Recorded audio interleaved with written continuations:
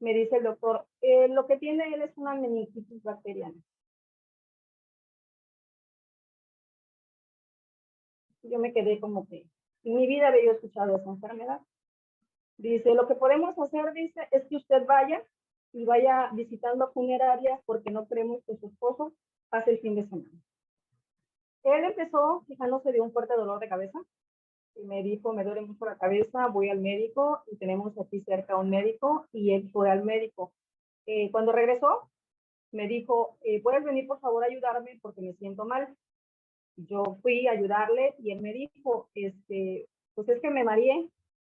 Y el médico me dijo que era la presión y no sé qué tantas cosas. Y entonces regresamos a la casa y hasta ahí pues yo lo vi normal, o sea, no vi ningún problema, el médico le mandó medicamentos, se los tomó, pero no le hicieron absolutamente nada. Él se recostó a descansar ese día y yo me fui a trabajar.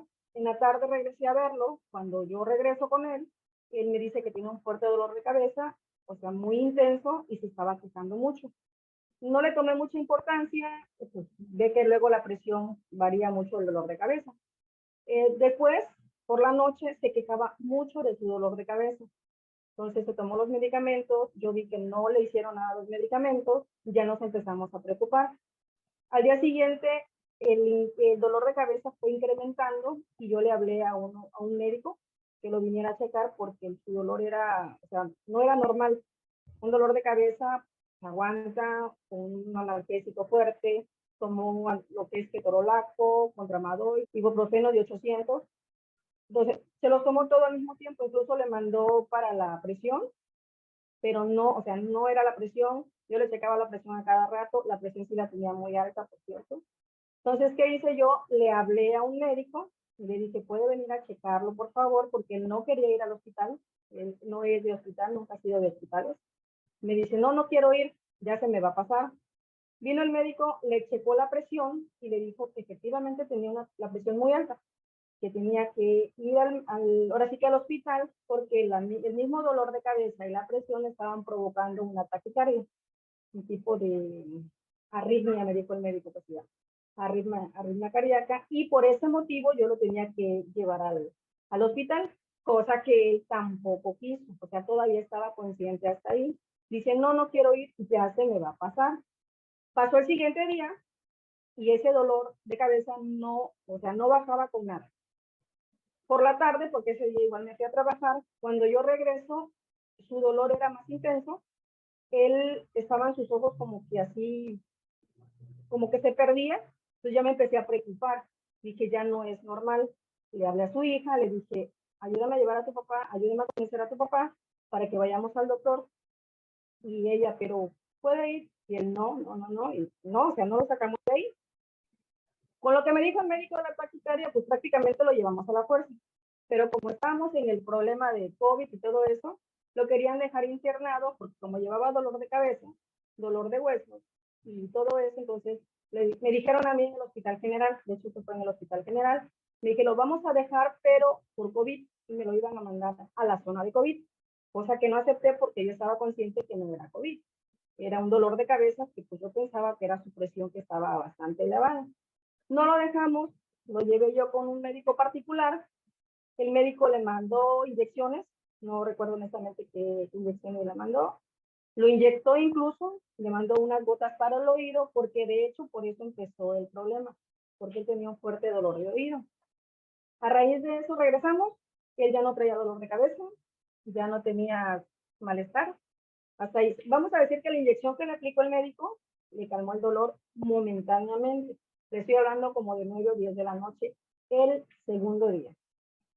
Durante la madrugada, nuevamente, se despierta él con mucho dolor de cabeza, pero ya quejándose, o sea, con quejidos muy fuertes. Pero pues en la madrugada, pues honestamente dije, pues aguántate, ¿no? Para mañana. Al día siguiente, yo me fui muy temprano a trabajar, pero ya me quedé con esa preocupación de que él no estaba bien. Me regresé del trabajo porque le hablé y me dice, no, se me ha pasado el dolor de cabeza. Regresé y empecé a verlo, sus ojos se iban hacia atrás. Entonces dije, esto ya no es normal. Él como que ya no me tomaba atención, yo le decía, tómate el medicamento, incluso le daba de comer, no quiso comer, y yo, tómate el medicamento, y este es más fuerte, no, no quería, o sea, No me hacía caso, pero como que tampoco me entendía lo que yo le decía. Le volví a hablar al médico que viniera a verlo. Vino el doctor Pérez, lo vio y me dijo, ¿sabes qué? Tienes que llevarlo inmediatamente al médico porque es su presión que está muy alta y esa taquicardia le continúa y no voy a hacer que vaya a pasar otra cosa peor. Lo llevas a emergencia inmediatamente. Lo metimos por otro lado del mismo hospital, pero por otra, ahora sí que por otra puerta, para que ya no lo fueran a meter al área de COVID porque era lo que no queríamos realmente.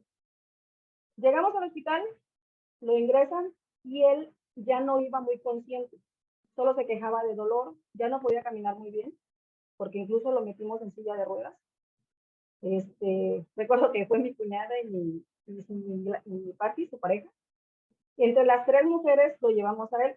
Él es bastante alto, tenía masa muscular muy, ahora sí que mucho. ¿Cuántas personas en ese entonces? 95 kilos. Entonces, nosotras, bueno, yo soy mucha pareja. Mi cuñada y su pareja también son muy chiquititas y no podíamos las tres con él. Entonces, un enfermero nos ayudó, en silla de ruedas lo metimos. Inmediatamente que lo metimos, le inyectaron metamizol sódico, sí lo recuerdo. Yo no lo dejé en ningún momento por lo mismo, porque honestamente conozco los hospitales. Y no se le bajaba el dolor de cabeza. La doctora que lo atendió ahí me dijo, ¿por qué no lo trajiste antes? Yo le dije, doctora, sí lo traje, pero ni siquiera le checaron la presión. Sí, yo ya lo había llevado. 2 días antes yo ya lo había llevado al hospital. Él ya no estaba en sus 5 sentidos. Le digo, por eso los volví a traer, doctora, porque él ya no me ve, o sea, ya no me hace caso. Le preguntaban su nombre, ya no respondía su nombre. Le preguntaban cómo se sentía y él como que estuviera muy borracho, como si estuviera perdido. Agarró la doctora y dice, lo vamos a ingresar. Lo ingresan un día 5 de octubre, me recuerdo el día 5 de octubre, por el cumpleaños, era un cumpleaños de una niña muy cercana. Entonces, lo ingresan y le mandan a hacer placas, le mandan a hacer análisis y no le encuentran nada. A mí no me dejan entrar, no me dejan estar en el hospital porque como es hospital general, había mucha gente, pues a mí me mandaron afuera. Entonces yo estoy pregunte y pregunte cada rato y no me dan información y no me dan información. Me dejan entrar hasta el siguiente día, el día 4 a las 11 de la mañana que es la visita. Cuando yo voy, ella está completamente perdida. O sea, su mirada perdida, y le hablé, ella no me reconoció. Tengo una amiga que trabaja ahí en el hospital y le digo, ¿cómo estuvo? ¿Me puedes decir cómo está? Me dice, desde la madrugada está gritando de dolor y se agarra los cabellos, casi se arranca los cabellos. No sé qué tenga, Lucy me dice, no sé qué tenga, te lo juro. Dice, pero él se retuerce de dolor. Y le digo, ¿qué has escuchado de los médicos? No, pues es que le tienen que hacer una serie de análisis porque ellos no saben qué es lo que tenga. Le hicieron pruebas de la cabeza, honestamente no recuerdo los nombres. Incluso me hicieron firmar de VIH, porque me dijo el doctor que podía tener VIH por el tipo de problemas que tenía y todo eso. Y no, o sea, me regresé en la tarde nuevamente, lo pasé a ver, cuando regresé nuevamente me lo tenían en una zona de aislado. Entonces ya me preocupó más y le pregunté al médico, ¿pero por qué lo pasaron para allá? Y me dice, es que no sabemos lo que él tenga, ni tampoco sabemos si es contagioso. Pero ya lo tenían, ya el suero, no le estaban pasando suero, eso fue lo primero que me molestó, no le estaban pasando suero, no había comido, no lo estaban hidratando, y yo lo vi muy mal, o sea, físicamente yo ya lo vi muy mal. Posteriormente me quité, pero ya me quité con esa preocupación de que estaba mal, me hicieron firmar unos documentos para una serie de análisis más profundos. A la mañana siguiente, a las 10 de la mañana estuve ahí, me dice el doctor, lo que tiene él es una meningitis bacteriana. Yo me quedé como que en mi vida había escuchado esa enfermedad. Dice, lo que podemos hacer, dice, es que usted vaya y vaya visitando funerarias porque no creemos que su esposo pase el fin de semana. Yo me quedé así como que, o sea, ¿a quién le dicen eso? Yo me quedé, ¿qué le podía contestar al médico? Le digo, doctor, pero es que, ¿cómo me dice eso? Dice, pues es que no podemos hacer más, tenemos que ver cómo él va reaccionando, tenemos que esperar que su cuerpo reaccione, es fin de semana. Y yo así, o sea, no tenía ni idea de lo que el médico me estaba hablando, pero tampoco tenía ni idea de ir a visitar las funerarias como el médico me había dicho. Salí Y le volví a hablar por teléfono al médico que lo vino a atender. Le digo, doctor, ¿usted me podría decir qué es una meningitis bacteriana?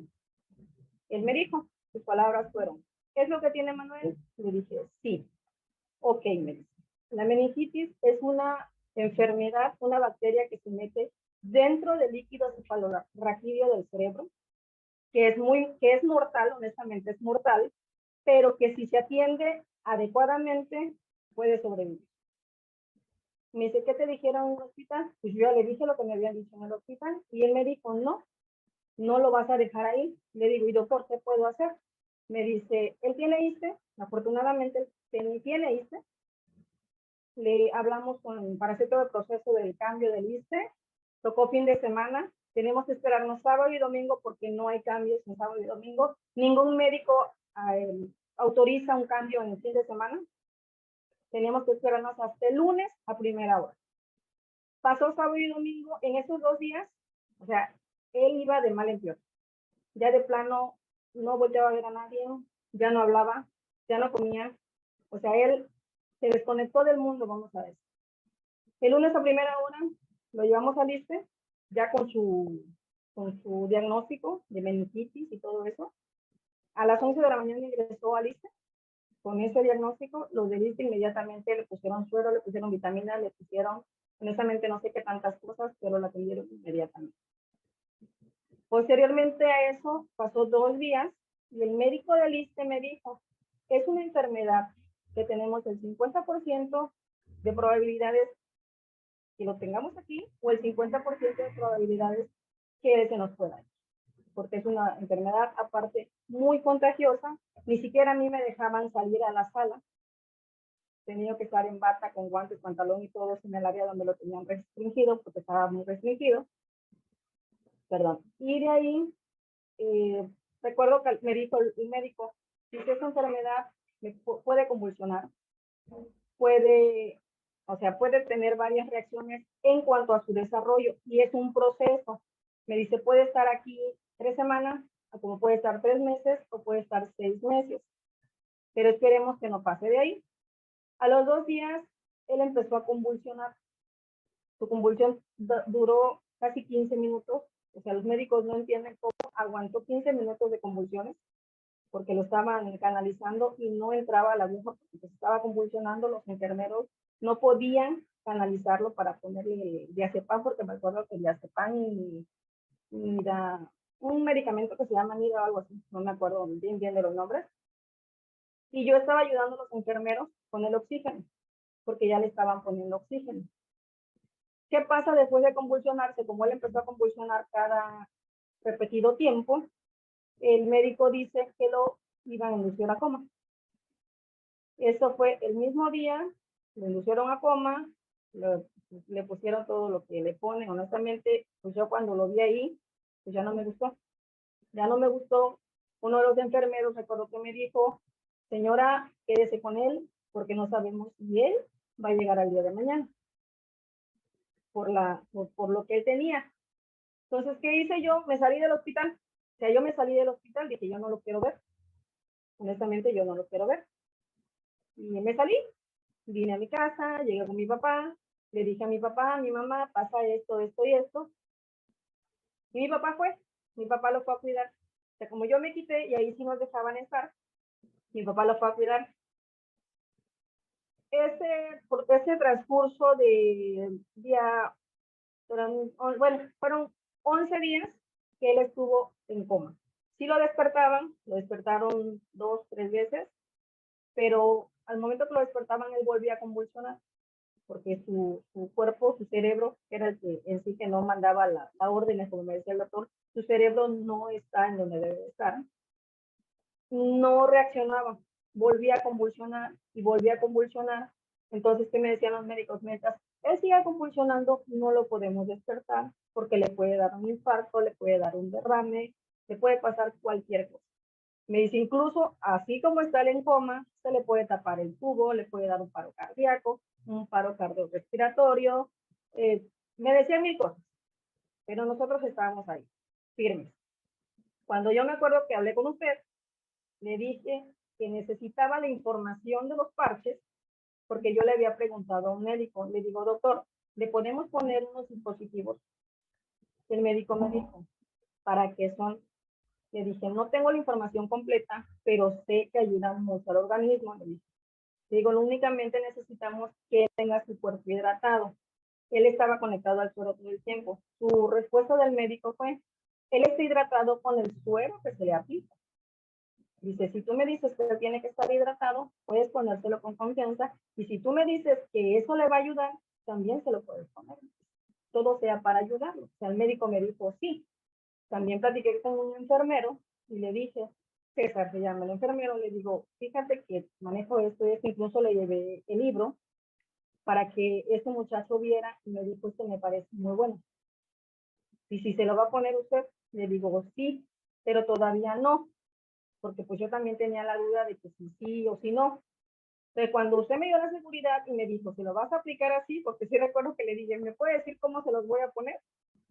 Y ya me mandó cómo se lo iba a poner, con miedo, honestamente con mucho miedo, porque pues él estaba muy delgado, pesaba, no sé, 50 kilos, o sea, tenía un peso bastante exagerado para su peso que tenía él normalmente.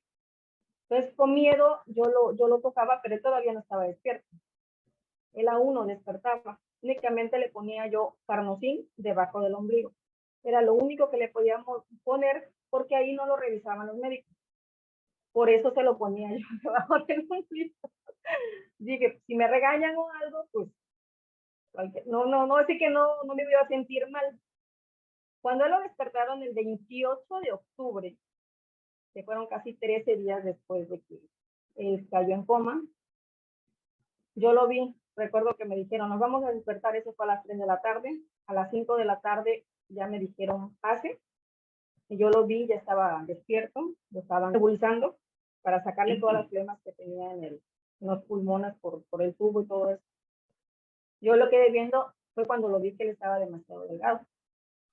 No lo pesamos porque no recuerdo que lo pesáramos cuando salió, pero cuando yo lo ayudaba a bañarse, era cosa de que las costillas de la parte de su espalda podía tocarlas perfectamente. Parecía un bebé recién nacido que no, o sea, tenía que tocarlo con mucha delicadeza porque yo sentía que lo iba a lastimar, que lo iba a, imagínense yo, o sea, estoy muy chiquitita, él mide unos 72, yo mido unos 50, yo lo podía manipular a mi entero antojo, a como él había quedado. Desde ese día que él despertó, yo le apliqué el protocolo. El médico me dijo, el neurólogo me dijo, ya despertó, gracias a Dios ya despertó. Me dice, su recuperación de él va a ser muy lenta, porque esta enfermedad no cualquier persona la pasa y no cualquier persona sobrevive. Dice, aparte, las secuelas que pudo haber dejado, porque no sabíamos hasta ahí qué secuelas iba a quedar, dijo, puede quedar paralítico, puede tal vez quedar paralítico de media parte de su cuerpo, tal vez no reconozca a nadie, tal vez no vuelva a hablar, tal vez no vuelva a caminar. El médico me dijo una serie de cosas y yo me quedé pensando, o sea, como él estaba acostado, no podíamos saber cuál eran las secuelas que él podía tener. Empecé a ponerle los protocolos, me dijeron que él iba a empezar a balbucear de 2 a 3 semanas, a balbucear porque no hablaba. A los 3 días, estamos hablando de 28, 29, 30 y día 1 de noviembre, el día 2 de noviembre, escucha el enfermero, no fui yo, el enfermero le dijo algo y me dice el enfermero, habló don José, y yo le dije, no lo escuché. El enfermero se volteó a él y le dijo, ¿me dijo algo don José? Y él balbuceó. O sea, el enfermero y yo nos empezamos a reír de la emoción, porque 3 días, cuando me habían dicho 3 semanas, pero ya él tenía 4 días poniéndose el protocolo de, ¿cómo se llama el protocolo? Es que no sé, el protocolo de regeneración, que fue el que nos mandó en una hoja. Nos quedamos sorprendidos. Y luego nos empezamos a reír cuando yo le entendí que me pidió café. Eso fue cuando más risa nos dio, porque pues para empezar él no podía tomar café, ni comía porque tampoco podía comer. Pero sí, entonces el enfermero se quedó muy sorprendido, me dice, sí me habló. Y ya luego él intentaba hablar porque no se le entendía absolutamente nada. Intentaba hablar, sí empezó a hablar. Tardamos todavía 10 días más en el hospital. El neurólogo dijo que nos teníamos que quedar 10 días más para descartar cualquier problema que haya quedado en su cerebro. Le volvieron a hacer el diagnóstico, por decir así, de su enfermedad. Me enseñó incluso las jeringas que le sacaron 2 jeringas de líquido del cerebro. Y ya salió blanco. Sí, porque sí, ahora sí que las jeringas me las enseñó el médico y dice, mira, ya no tiene nada, pero de todas maneras vamos a dejarlo 10 días y le pusieron 10 días más de antibióticos. Él estuvo recibiendo por 28 días, casi eran 6 antibióticos bastante fuertes, no recuerdo los nombres ahorita, pero sí, sí tengo los nombres de los antibióticos que estaba recibiendo. Le estaban poniendo el medicamento que le ponen para que no se coagule la sangre y no tenga problemas al estar acostado mucho tiempo. Le ponían los sueros, le ponían, o sea, fue demasiado medicamento, demasiado medicamento. A los 10 días que a él le dieron de alta, él entró aquí a la casa caminando. Cuando me dijeron que no iba a caminar, de 2 a 3 meses. Cuando se subió al carro, sí lo subimos en silla de rueda. Cuando lo sacamos del hospital, sí lo sacamos en silla de rueda con un enfermero. Pero cuando llegó aquí a la casa, él bajó caminando y entró caminando a su casa. Con pasitos como si fuera bebé, sí, pero entró caminando a su casa. Posteriormente, creo que tienes una grabación de cuando él tenía, creo que una semana o 15 días que había salido del hospital. Vaya, me perdí. Y ahorita pues no hablo tan fluido como yo quisiera. Y pues ella, la que lo vivió directamente conmigo, estaba pues aquí prácticamente llevándome de un lugar a otro. Lo malo es que puse en jaqueca y jaque a Lucía. Por ahí va a quedar, estaba muy delgado, ahorita ya tiene carnita. Ya habla mejor, porque tampoco podía expresarse, se enredaba mucho para hablar, tenía problemas para pensar incluso lo que iba a decir, porque platicaba y no podía coordinar sus palabras. Ahorita ya habla, ya platica, ya tiene una, bueno, yo puedo decir que ya tiene su vida completamente normal. Yo que lo conozco, puedo decir, su vida ya está completamente normal, pero sí el protocolo de regeneración celular se lo aplicamos por 3 semanas. Ese fue ahora sí que el que le ayudó más, porque yo lo vi.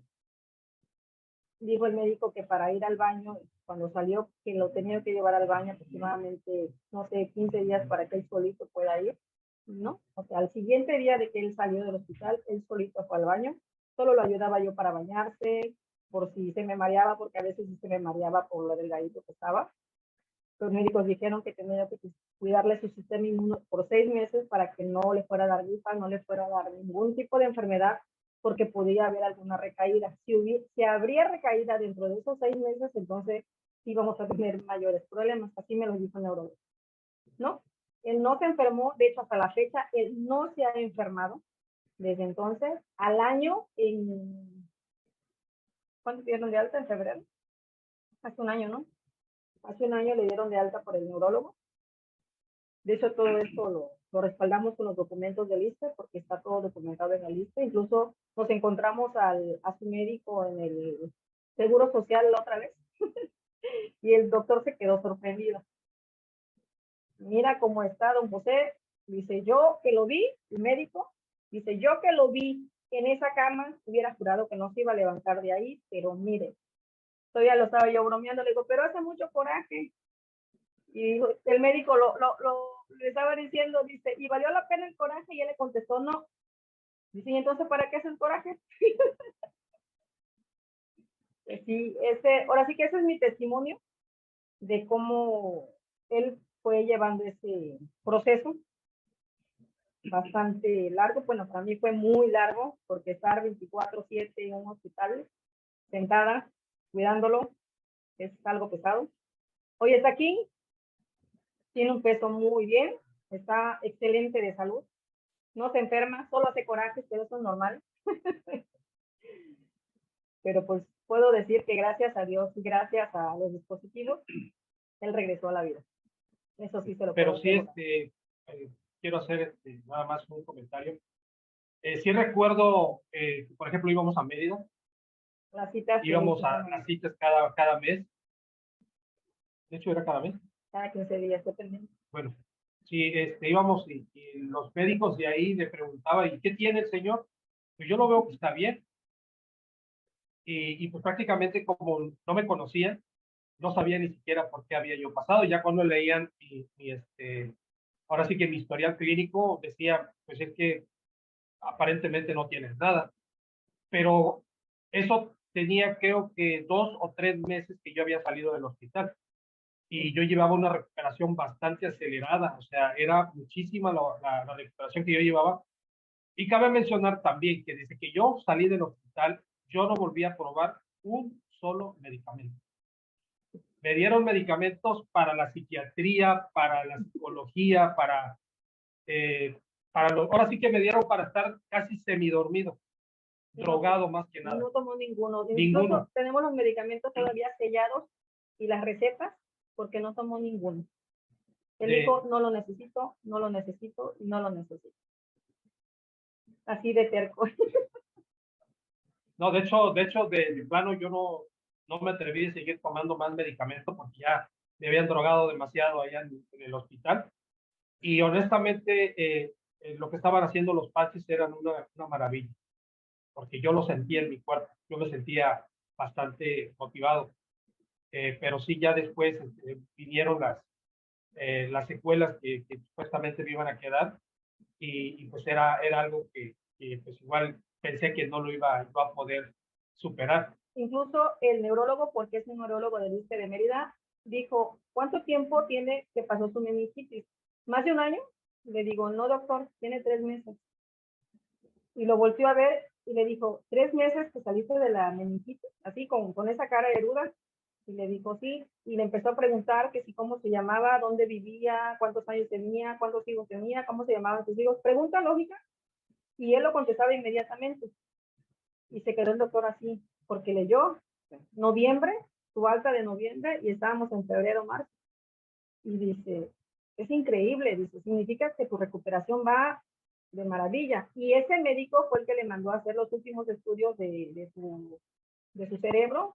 Fueron los últimos estudios que le mandó el doctor. Fue cuando dijo, tú estás en perfecto estado de salud y no tienes absolutamente nada. Bueno, pues eso fue parte de la historia que viví. Y pues por obvias razones, sí, la recuperación fue bastante rápida, muy rápida. Puedo decir que gracias a Dios y gracias a los dispositivos, él regresó a la vida.